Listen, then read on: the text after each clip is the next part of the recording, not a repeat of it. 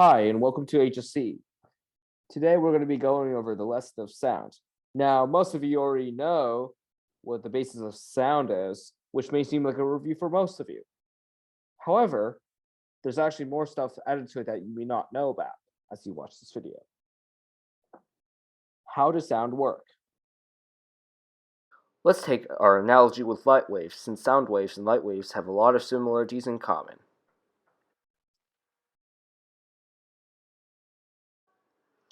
So basically, it has something to do with amplitude and frequency.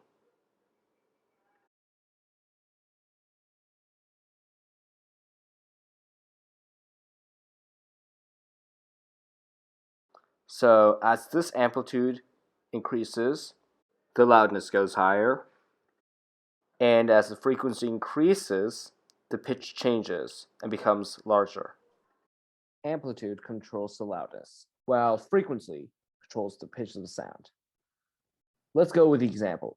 What if you compare the sounds from a piano to that of a violin and you play them in the same note and pitch?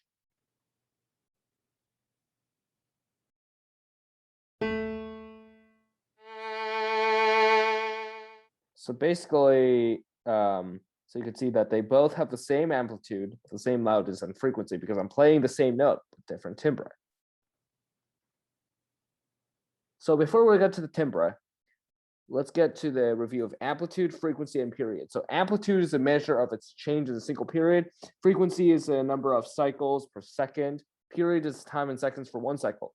So here you could see that like this is the amplitude, this is the frequency. Frequency equals one cycle, by the way.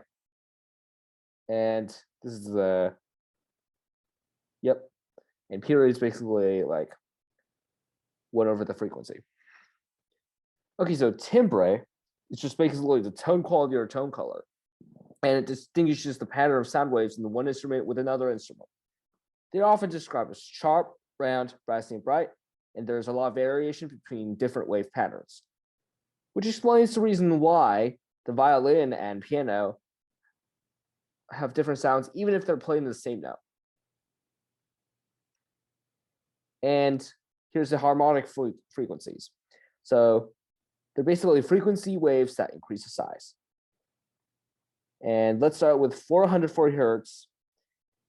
And as a wave, as the frequency gets larger or doubles, it basically like you see the wave squeezing, right? And this means that the frequency, like I would say, decreases. Then like 100, 320 hertz, and then right at 1760 hertz. So basically, doubling the frequency means you're getting the octave higher. And here are the 4 types of waves: square waves, saw waves, triangle waves, and sine waves. And they all form different types of sound. But for square waves, they do produce an 8-bit. Saw waves, more likely 16-bit, and triangular waves, I think 32-bit. Anyways, I think that's probably the end of the show.